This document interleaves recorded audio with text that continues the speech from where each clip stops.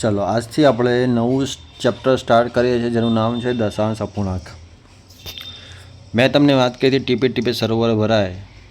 જો આપણે 2 ચેપ્ટર પૂરા કરી દીધા, હવે 3જું ચેપ્ટર પર સ્ટાર્ટ કરી દીધું છે. એવી રીતે 4થું, 5મું, 6ઠું, 7મું એ રીતે આપણે બધા ચેપ્ટર કમ્પ્લીટ વ્યવસ્થિત પૂરા કરીશું. ત્યાર પછી તમે કોઈ પણ રેફરન્સ બુક લેશો તમને એમાં કોઈ તકલીફ નહીં પડે ક્વેશ્ચન સોલ્વ કરવામાં. ક્લિયર થાય છે? તો સ્ટાર્ટ કરીએ આપણે વિધાઉટ વેસ્ટિંગ મચ ટાઈમ. ચલો દશાંશ અપૂર્ણાંકની વાત કરીએ તો જો ભાઈ 0.3 છે, 0.4 છે, 0.5 તમે આ વસ્તુ તમને ખબર જ હશે. હવે 0. અહીંયા સમજો, જેમ કે હું એ લખું 0.3 તો આને અપૂર્ણાંકમાં 3/10 લખાય. તો આ 3 જે છે એ નાનો છે, મતલબ આને અંશ કહીશું અને આને શું કહીશું? છેદ કહીશું. હંમેશા યાદ રાખવાનું કે જે અંશ જે છે, અંશ નાનો હોય તો એ શુદ્ધ અપૂર્ણાંક કહેવાય. અંશ મોટો હોય, આ અંશ જે છે એ મોટો હશે તો એ અશુદ્ધ અપૂર્ણાંક કહીશું. ક્લિયર થાય છે? અને અશુદ્ધ અપૂર્ણાંકને જ મિશ્ર અપૂર્ણાંકમાં આપણે ફેરવી શકીએ. આટલી બાબત તમે યાદ રાખજો. ક્લિયર થાય છે? જે સંખ્યા પૂર્ણ નથી હોતી તેને અપૂર્ણાંક સંખ્યા કહેવામાં આવે છે. ક્લિયર થાય છે? તમે જો અહીંયા પરીક્ષામાં કયા પ્રકારના ક્વેશ્ચન પૂછાશે તો આ રીતે તમને 3/7 છે, 2.5 છે, 3/5 વડે, મતલબ આમાં એવું પૂછાશે કે આમાં સૌથી મોટો અપૂર્ણાંક કયો છે? આ છે, આ છે કે આ છે? તો આપણી પાસે ઘણી રીતો છે. ક્લિયર છે? જેમ કે આપણે 7/3 કરીએ આપણે તો શું થશે? અહીંયા 7 ચોક 28 અને અહીંયા આપણે શું લખીશું? 2 7 દૂ 14 એટલે 0.42 થાય.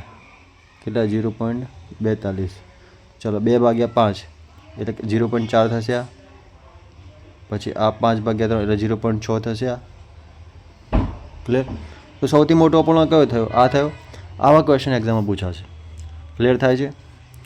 ચલો હવે આ વસ્તુ જે છે એમાં લસાથી પણ તમે કરી શકો અથવા ક્રોસ ગુણાકાર તમે કરશો. 5 તરી 15 અને 7 દૂ 14, નીચે 35 આવશે.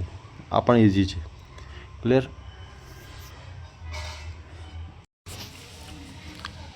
તો આ પ્રકારના પણ ક્વેશ્ચન એક્ઝામમાં પૂછાશે. માઇનસ આપેલું હોય તો કંઈ કરવાનું? 5 × 5 અને ચોકું 6 માઇનસમાં આન્સર આવશે. -11/20. ક્રોસ ગુણાકાર તમે કરશો એટલે 5 × 5 અને ચોકું 16, 5 ચોક 20 તો કેટલો આવશે? -11/20. ક્લિયર થાય છે?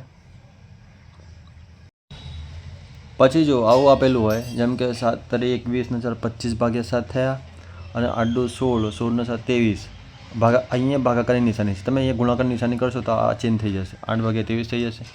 ક્લિયર થાય છે? તો 25 × 8 200 ને 23 × 7 કરશો 161 થશે. ક્લિયર થાય છે? આ પણ ક્વેશ્ચન એક્ઝામમાં પૂછાઈ શકે. અહીંયા જુઓ ભાઈ, આપેલ અપૂર્ણાંકોની કિંમતની દ્રષ્ટિએ ઉતરતા ક્રમમાં, ઉતરતા એટલે આ સીડી જો હોય છે ઉતરતા ક્રમમાં, એટલે સૌથી મોટી સંખ્યા આવશે ને અહીંયા નીચે આવશે સૌથી નાની સંખ્યા આવશે. આપણે 2 રીતો છે આમાં.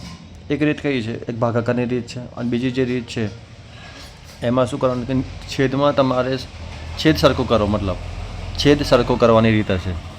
જેમ કે અહીંયા જો સમજો, આ પહેલું જે છે 3/5 તો નીચે 20 વડે ગુણ્યા છે, ઉપર 20 વડે, નીચે 100 આવી ગયા. બધામાં 100 લાવ્યા, મતલબ ટાર્ગેટ શું હશે કે છેદ સરખો કરવો.